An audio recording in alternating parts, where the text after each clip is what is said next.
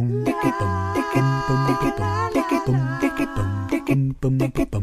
and welcome to episode 32 of Something Inventive. Today, Al and I will be talking about lots of things. We've got some follow-up on Gutenberg, WordPress Gutenberg's, the Gutenberg editor. There's a little article about BBC and how iPlayer is looking to woo younger viewers. I picked up a nice article from Jonathan Pollinger looking at his social media predictions for 2019. Al's got comments on web design trends, logos, and other things called blanding. I don't know what that means. Point out an interview with Dwayne Forrester, a guy I interviewed recently. Great interview, full of lots of information. Anyway, back to the top. Hello, Al. Are you well? I'm great, thank you. Yeah. Good. Hard to believe it's already past the midway mark of January. I know. I don't know how that happened, but there we go.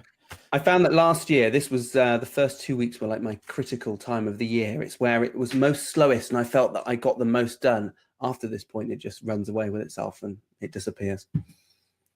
So the first topic, I just wanted to touch on something we looked at in episode 31, which was Gutenberg. We were talking about what Gutenberg is in relation to WordPress, how it might affect things, and so on. It hadn't launched at that point, but it was just about to, and it launched either the day after or a couple of days after we went live with the podcast. Al set up a dummy of Gutenberg and has gone through and basically appraised it, pros and cons, and just really for our clients, so we can advise what will happen when they swap over. So we've got a great blog post which we put up as soon as we could, just after, was it last year? I've got, in fact, let's share my screens because I can do that now. So that was put up last year, really talking about the pros and cons and why maybe you should just wait to update to WordPress 5 until you've read our article. So we just talk about what it is. We give a little preview there, what it is you need to do if you're not ready to fully embrace Gutenberg at that time. It can have some effects where your existing content won't be editable. And we did actually have it at the client, which we don't support, and they updated to WordPress. They hadn't seen our blog post. And the website was actually fine. There was no problems with the website. It was still rendering correctly. It just, they couldn't edit anything in there because the new editor had popped over the top. If that's the case, if anyone is finding that, Al's found that there's a plugin called Classic Editor Plugin, which is available via the WordPress repository, which you can install. And once you activate it, it will hide and remove all traces of Gutenberg from the editor. So it basically takes you back to where you were, but you've got all the security updates of WordPress 5. There's another one called Disable Gutenberg, which is independently created, which does a similar thing, but I think it's got a few more options and stuff on it. I haven't actually had reason to use that yet. It was just a little update, really. Certainly nothing to worry about with WordPress 5. I mean, it's WordPress is the same as ever. It's just that this particular editor that they've put in would cause a lot of issues for people if they weren't sure what was going on. Just have a look at our article. Just go and search for WordPress 5. So moving on, what have we got next on the list? We have the article from the BBC. So let me pull that up here. This is actually an article that my wife was reading, and I spied it over her shoulder. I don't generally delve into the actual newspapers. And it was about BBC keeping shows on iPlayer for a year to woo younger viewers. And I know this is a particular bugbear of mine when iPlayer will leave something on for a very short period of time. I know that we were talking about We Will Remember Them. They Will Never Grow Old or something like that. They won't grow old. Yeah. And it was a film that was put together using old World War I footage, and it was only available for 7 days. And Al just hadn't got around to looking at it. I think that's a big cause of concern for a lot of people. And some people won't even support the BBC through paying the license fee because really they other things like Netflix as an option here. So I read it on a different article. I really don't know their choice of image with that headline. It doesn't read well. It just, they want to woo younger viewers with bloodied faces. It doesn't. Yeah. Do you think that is an image of that man is portraying the BBC? Yes. No, it's just the bodyguard, which is like their runaway hit. But I think they should have chosen a better image to be on there for 12 months. Well, that's fine. But then why not keep it on there like forever, apart from the storage issues? It does, for me, highlight that the licensing model doesn't quite work, does it? To have a license to own a TV, a lot of people don't really watch the TV. They watch everything on catch up when they want. It's on demand. That's not really going to work. They're going to have to move to this kind of monthly payment model like everyone else because people expect it. And in the same way as when you log into on your TV or on device onto iPlayer, you have to put in your license number. And I've had to do the license thing somewhere else and get billed once a year for it, except you can do it by direct debit every month, but it doesn't work like any other payment system because you pay, they don't want you to ever be in arrears.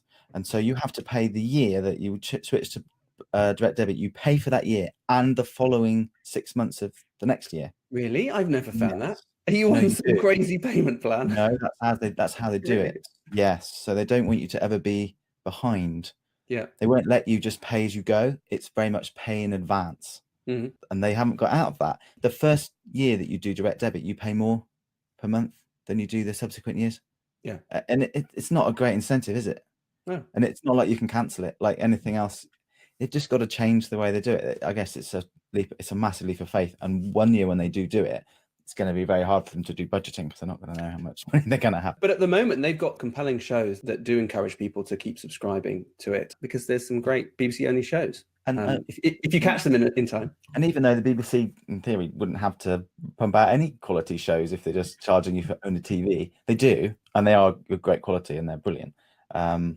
But I'm wondering how much is a license? This is it 170? Current fee is £150 for a colour license. I added a bit on. Apologies. Looking about £12.50 per month. So it's a premium subscription service. Oh, yeah. No, if people saw it like that, they're kind of used to Spotify is like £10 a month. People saw the BBC as that and wanted to buy into it. Then all the better. If everything was digital, then BBC get a really good tracking of like what people are watching and when. Whereas right now they kind of guess, don't they? They have those little top boxes on things to know viewer numbers of stuff. Mm-hmm. But again, that's slightly outdated, I would imagine, and again, yeah, massively. So I mean, I for one will stay subscribed because I need me some Eat Well for Less. So I can't get that sort of program anywhere else, as far as I can see. Before we go on to Jonathan Pollinger's, I thought let's slip in a quick sponsorship read here.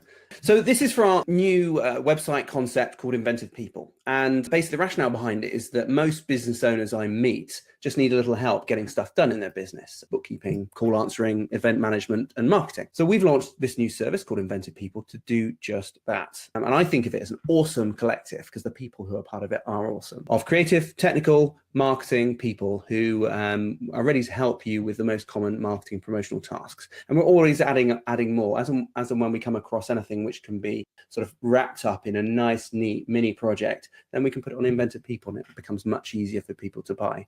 So, for example, if you need a blog article written, maybe some website updates, some new staff photos, or a case study video, then definitely check out Inventive People. And as you are a listener to this podcast, you'll get 20% off the first order with discount code Inventive Podcast. So I'm just going to take you on a quick rundown to see how that's going to work. So basically, let's say we want a case study video. We go into video production, and we've got Claire here who's managing these. So actually, here's the mini project for that.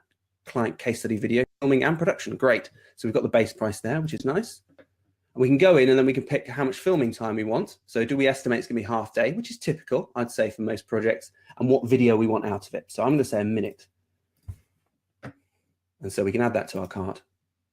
And then once we get to the cart, we can add multiple items into there, go to checkout, and then we've got our Inventive Podcast code. We can just pop that in here, apply that, and then we get our 20% discount on that checkout. Follow it through. You can either pay by credit card or direct bank transfer. We'll put you straight in touch with Claire. You might go via me for a little bit of project management. Otherwise, it's directly to the person who you'll be working with. So that's it. That's all I'm going to say on Inventive People. And now we'll move on. So the next on the list is the social media trainer, Jonathan Pollinger. So he every year does a social media predictions. And so these were his for 2019. And I always have a look. It's always quite interesting. And one thing I should do with Jonathan, because I know him quite well, is actually go back to the last year of his predictions and see how his predictions turned out, see how true they were. I'm hoping to catch up with Jonathan soon. I might do that. But I'm just pulling out a couple of items here that I thought were interesting. And one of them is he believes that Facebook and Twitter will split up or will be split up. So the government will intervene. They're an item. Yes, the way he's put that there sounds as if they're the same company. I think what he means is that Facebook, the business, will be split up into different business units and run as separate organizations. Because at the moment, it's a rather large company, controls a rather large amount of the internet population. Controls maybe is a strong word, but they certainly have hooks into.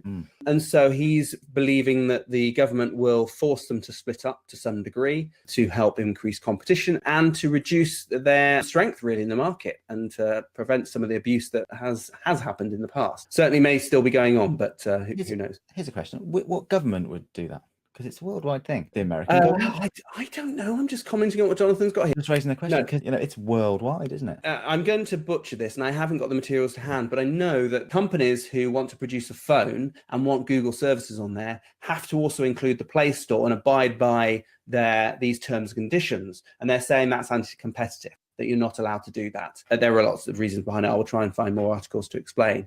But the European Commission are basically fining Google over that, or at least looking into that issue. And there may be forcing them to sell Google Play Store. So rather than giving it away for free, they're saying, well, you've got to split it up. You can't have these rules on it when you impose it because it's anti-competitive. So you'll either have to sell it or give it away, or find some other way around it. And they're forcing Google to do that, which is essentially an American company. But they do have a European presence. So with Google, there is a European Commission who are either have or are looking at Google in terms of their behavior with the Google Play Store. Again, I haven't got the information to hand, but they're doing something very similar in this case. So it's not necessarily going to be a government. It could be like the European Commission or some other body where it's like, well, if you want to play in this organization, in this country, in this continent, then you've got to play by our rules. And once they start doing that, Facebook have to split it up in one country. It might be that just as easy that they do it elsewhere. I don't know. But Facebook, as I understand it, is one massive monolithic application. Yeah, as I understand it, and I know Messenger got separated from it. So that's interesting, isn't it? And also, he talks a little bit later about Twitter dying a natural death, or old Twitter, which is interesting. Here we go. On Twitter, a new news app will be spun off, thereby leaving old Twitter to die a natural death. Oh, is it dying? I don't know. Is it? Well, as far as I can see, Twitter is very much stagnant. It's neither growing nor declining. I haven't checked the numbers recently. To be honest, I haven't been interested enough to check the numbers. They've been out of that game. They serve a very different purpose to Facebook, to be fair. In fact, I was speaking to a woman recently, and she's not on Twitter, not interested in Twitter. They don't have it as part of their business. It's very much Instagram, Facebook, potentially LinkedIn. But even that's quite minor. So that's quite interesting. I think Twitter's quite good for celebrities, isn't it? And things, be able to kind of communicate with celebrities and see what they're doing and stuff. But even though if something's not growing, that doesn't mean it's not successful, does it? No, not at all. I mean, it really depends on their business model, whether they're happy with the money they're making from it. It may be that is just the natural level for Twitter, that it's not going to go any further. With Facebook, they're going to have many more users, and now many more active users. But essentially, the percentage of active users may be lower. I don't know. But also, Facebook is a different proposition. Facebook is lots of different things. It's some way you can post information. It's some way you can get news. It's some way you can communicate with friends. You've got groups on there. I think one of the only reasons I use it is for a local kickboxing group, and I don't use it for anything else. But they're on Facebook, so that's what I have to use. It's very much a social communication tool, which can also be public. Whereas Twitter, I feel, is much more at its heart public communication and discourse with other people. Yeah, so here's a comment. Let me see if I can find it. Augmented reality will become commonplace in 2019. Consumers will be able to visualize the new leather sofa in their lounge or new sunglasses on their face. And I agree to a certain extent, but I'm not sure it will be quite commonplace. I think that's possibly that a year off after that. Maybe it sort of means it'll lose its novelty a little bit. Have you ever used the Tiklo app? I can't say it very well. It's this kind of Scandinavian shelving company. No. You can design and build your own custom shelving. Imagine if you went into IKEA and just said, I want some shelves, but I want them all like this. You can basically do that on this app and point it at the wall where you want to put it, or in the middle of a room. And it will just build it, and you can walk around it. So it's augmented reality, just on your phone. This has been around for a little while. It's absolutely unbelievable. You can add in extra shelves wherever you like. So you can just build literally a custom set of shelves. Think, how's it going to look there? And you go, yeah, that's right. And then you just do order, and then it comes all flat packed, exactly what you ordered. I mean, that's amazing. But I suppose over time, that's going to become more normal. The Dulux app. So you can point it, you can take a picture inside your house of the wall you want to paint, and you can choose the color paint you want to do, and it will paint the wall in that color. It's a bit like a very primitive kind of like, select and then fill on Photoshop, but live. You can do one that's a video, and it will kind of color it as it goes, or you can do like photos and it will color it in, and then you can kind of compare different pictures. Again, it's not perfect, and it doesn't replicate really trying the paint there, but it's a good indicator. Well, they certainly can help because some people do struggle with visualizing that. I think most people do. And so it can be very helpful to see what that lamp looks like in your rooms. I saw an AR game that I downloaded called Wonderscope, which is for slightly younger kids. So it's like a kind of storybook sort of tale, but it plays out on any flat surface. So you point your phone at someone like on the floor, and then this sort of storyteller will pop out, and then all these things happen. Oh, wow, yeah. And it's AR, so you can walk around and get close, and it stays in that position. And you can buy different books. So there's like one that's like he's like a daredevil racer on a bike, and so he'll do these mad jumps, and he'll on your floor. So he'll make these ramps, then he sort of do jumps on his little bike. It's amazing. I really was amazing. It's called Wonderscope. It's so well done. Yeah, you should check it out. I think it's free, and then you buy the books. So the first one that I got, I haven't bought a book yet. I still haven't done the whole story of Wonderscope. That's it. I'll play. I don't know if anyone will be able to hear the audio, but we'll be able to see what's going on. This.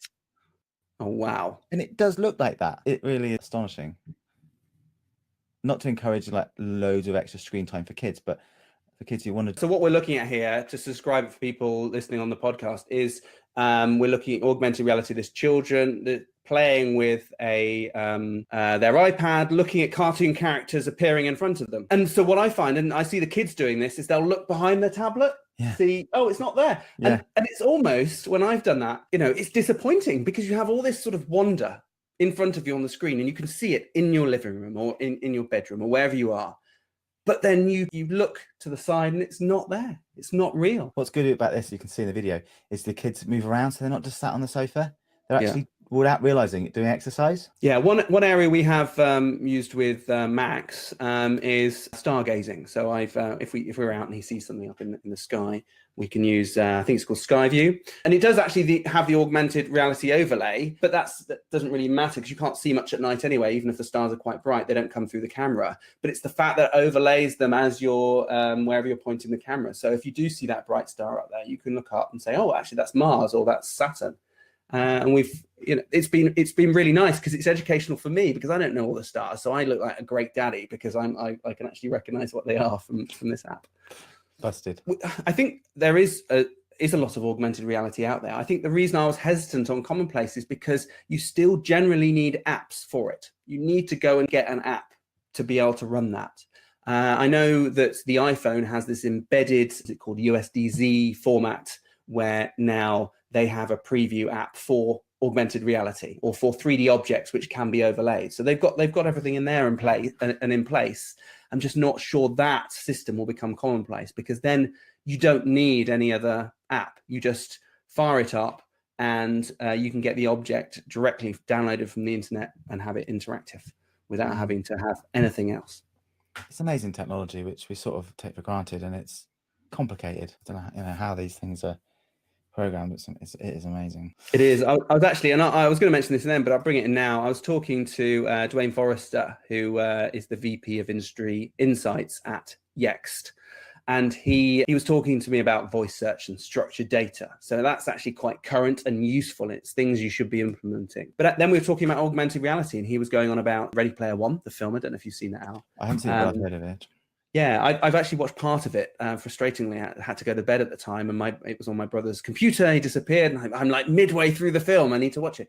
But that is very much all about virtual reality, not augmented reality. But it's so real that you just spend all your time. And it's both fascinating and quite scary at the same time. If I mention that link now, if anyone is interested in listening to that, and it's a really good interview if you're interested in the structured data side of things and how to get your content ranking and voice search, or you're just interested in the augmented reality side of things, just look blog for a recent interview with Dwayne Forrest. Can I just also pull up one other thing that Jonathan said, which was he was going to predict a growth in audio with podcasts becoming more popular, and I can only celebrate that fact.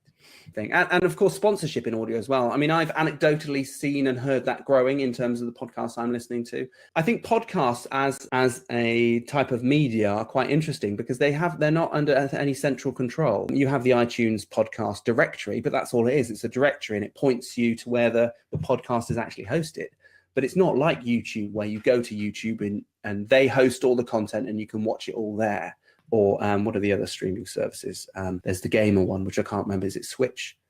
Mixer? There's lots of different places, but you would go there to consume the content, so you're under their control. The nice thing about podcasts is you can choose where you host it, just like a website. And then as long as you've got it in the right directories, people can find it. So it's a very social medium in that way. But anyway, thanks very much, Jonathan, for those. And I'll see if I can catch up and find out how your 2008 predictions went. 2018 even. Oh, yeah. Right, moving on. Al, you've added some items to our list for trends for 2019. So I'm going to hand over to you, and I'll try and share the screen as best I can to Yeah. mirror what you're talking about. Well, let's look through it because I've only had a quick glance at it just because it's the beginning of the year, and I thought there's like social media predictions. So let's look at like some web trend. So yeah, scroll down on there. So yeah, it's just looking at what the trends are. I know last year it was very sort of gradienty, and again, people are guessing. Oh, I like that style. Yeah, That so looks that's like really that's nice. like a 3D sort of style. That reminds me, looks a bit like an animation, doesn't it? Like they'll literally walk around. It does. If I can describe it, it looks like vector artwork which has then been extruded slightly to give it some depth. It almost looks like a still from a Pixar animation. Yeah. So that's 3D illustration. I guess if your company suits that, then that's great. If we keep going down, have a look at some other ones. I'll keep going past that. We're going to come back to logos in a minute. Outline type. Again, some of these things have always been popular. I can really tell you a time when outline type wasn't a thing, but there we go. There's some interesting one about brutalism. Yes, Right, so very brutalism. bold. There's a good one down there which is like on organic shapes. I think that's not far off if you scroll down. I quite like that. So quite opposite to brutalism, I guess. Here we go. The sort of organic shapes, lots of curves in the background, like puddles of water and things like that. They're really nice and really easy on the eye. And yeah, I can see a lot more of those. That one there I really like. If you scroll down, again, no good if you're listening to an audio, but I really like that. Yeah, so this is much more fluid in terms that it's got rather than being a square image, there's a lot of rounded edges that sort of help crop it into the main article. It's part of a web page. Everything's very soft. You don't have these hard edges to things. And actually, even when they've got pictures of the app, they've got lots of images behind it to soften it. I mean, that I've seen before, but it's like an anti-grid. Although that is a grid, it doesn't look like a grid. Yeah, I can see the grid there, but it's definitely it's really friendly and also illustrated as well. So although some screenshots of things, it's kind of illustrated. Yeah, so those things are great to do, but it's not somewhere you can do the site and then add in the content, add in the pictures later, which we sometimes get. You can't. It's the whole thing. And you'd have to commission that artwork, or if you can find something that would fit. So you've got to commission that. So you've got to be pretty confident in what you want. You can't later go, oh no, it's not quite right. It's going to be quite costly and time consuming. So you've got to have a really good vision and also really, really agree in the business that that's what you want to do. And let me just bring up another example. It's slightly different. It's just much more illustrative almost. So this is what we use as our project management system. They've had this in-house sketch style for quite some time. I never liked that title, We've Been Expecting You. A bit creepy in some ways. But they've had this in-house style, which is very much sketchy, which has developed over the time. This woman features in it. And generally, not on this page, where is it? They're using a lot of the sketch style. So they've got elements from their user interface in there with sort of sketch bits over the top. They've got ripped pages rather than straight lines. Again, slightly organic, I guess you could say. Yeah, I can't find any more. I thought they had loads on there, but not the case. Let's go back to this. So the page one at the moment is it's talking about more adventurous and vintage type. The example it's got is MailChimp, and actually their design's changed quite a bit, actually, and it looks nice. I came across this the other day, and I saw this sort of really bold yellow background. I was like, that is lovely. And then the sharp black stamp of the logo on there, it's just brilliant. I was taken by this bird animation. I'll just try and describe it. You've got these hands sort of flapping, which turn into a sort of a fat little bird trying to take off the ground, growing into a bigger bird. Then you're a huge bird with huge wings soaring. And I assume it's the sort of metaphorically talking about your business and how you start off. But it's just a lovely image. And that style's really nice. And it's very custom drawn illustration, simple black and white, scratchy looking, lovely. And the font looks sort of almost 1980s. That was in a book in the night. It wouldn't look out of place in the 1980s. Vintage type. Nice. It does look like that. Yeah. So what else we got in here? Going down these other ones here. Modern. Now this is as far as I've gone. So this is all new to me as well. Okay. Yeah, that does look old. Some of these styles. Now I remember this actually it's under CSS Star Grid.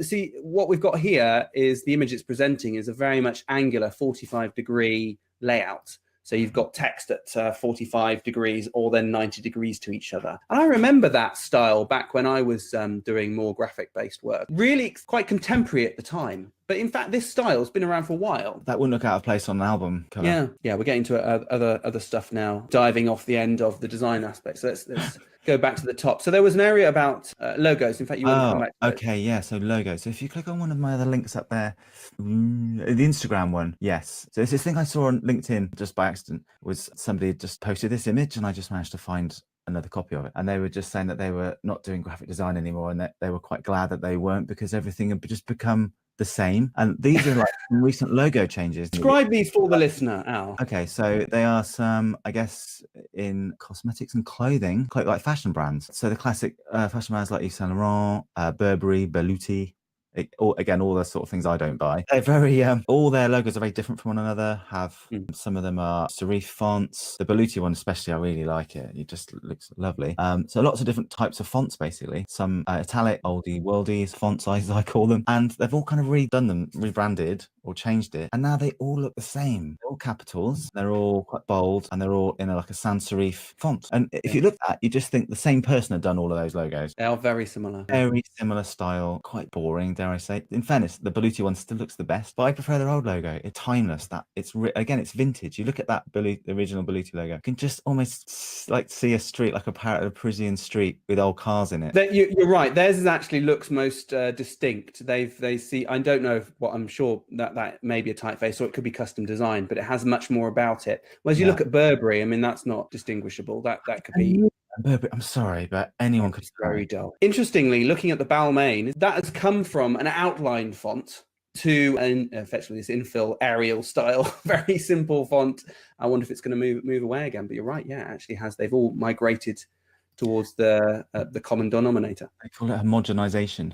So how sad. If you remember, we were talking about a website where they analyzed, I think, 10 different logos, and we're looking at the evolution of them over time. A lot of them are actually simplified. I'll see if I can find our article here. Yeah. And I agree with that. In some cases, you do want to simplify over time. You want to take the essence of what makes your logo recognizable and stand out, which could be, in some cases, a lot of those sort of big brands like Burger King and Adidas and so forth. That one where the people had to draw them. Branded in memory. There we go. How people remember logos. So if anyone's really interested, a very, very good website actually to have a look and see what makes logos recognizable, or what people recognize from logos. Let us just take an example here. I remember Starbucks was quite striking. Let me find that one here. So we can see that these are all the different logos that people drew for Starbucks. And then you can look further down, you can see the evolution of the Starbucks logo. So you can see where it started in 1971. It was quite ornate. And then it went to a logo which is much more familiar in terms of the color. So rather than brown, it went to green, but still the same shape and the mermaid in the middle, but the mermaid was more stylized. And actually over time, that mermaid has become the prominent feature. I really want to change it to the hand-drawn one at the bottom that got the best mark. I think if they were brave, they'd be like, right, this year, but like Google, have different logos. Right, this year, it's going to be this, drawn by, someone random. With a little mark. Yeah, in fact, they've done that, haven't they? They've. I love it. I absolutely love it. Yeah. They've actually got an image of a copycat with all the different logos on there. Someone thinks it's a dog. And other people think it's a robot. I love it. It's so funny. Yeah, no, it's certainly good to look at. Starbuck the dog. Yeah, great website. So what else? So let's go back to this. But you also had something on 99 Designs. Yeah, that was back on other web trends and stuff. So we can maybe going backwards there if we talk about that. Black and white, yeah, that's something. Yeah. Monochrome. Do you know, I love black and white. It's really, if you've got some rubbish photographs, putting them in black and white and then sort of bumping the contrast up can make them look okay. You can recover some really poor photographs sometimes. It's quite striking looking at some of these images we've got here. The images actually stand out a lot more, and it allows you to sort of put these big points of color or splodges of color over the top. And here's another example of really nice organic shapes. Love that. Yeah, sort of fluid design, very graphic heavy. Through, really got to think ahead. Glitch art, I've not really seen any of this. Have you seen any of this? I haven't seen. Wow. So this, I've heard of the term glitch, not glitch art. It's looking, well, they've got a very sci-fi view of a video going down, like Blade Runner, going down an alleyway. And what do they mean by glitch? Yeah, here we go. So, that developed one is lovely. It's got this almost cylinder of text rolling around. That's nice. Beautiful. I don't like the font typeface, but that's me. No, it's not nice for your eyes. You can't read it, but as an art piece, it looks lovely. Oh, I mean, yeah, absolutely. You get a real sense of place with that one, if that's the right phrase to use. Oh, so these are nice. So these are little additional touches, yeah, as it is, they're hover touches. So as people are hovering over these women's dresses, the background, it almost looks watercolor a little bit. And you've got these little, are they mouths? Yeah, okay, they're little mouths with a tongue coming out of them, licking.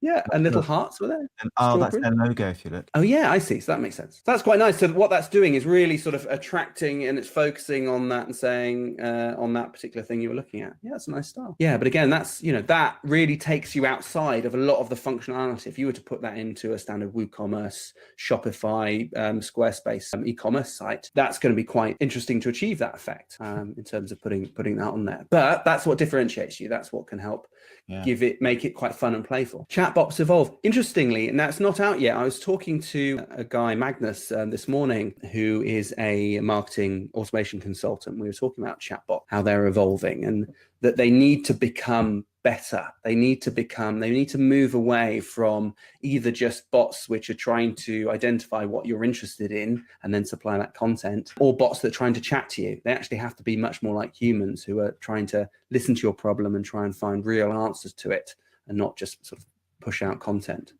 So this, it's a big deal to be able to get chatbots that can actually be useful to us. An increase of those, and I'm just reading that there. They certainly say, well, the technology is, you know, only going to improve, and there's just a lot more people that want answers or to chat at any time of the day.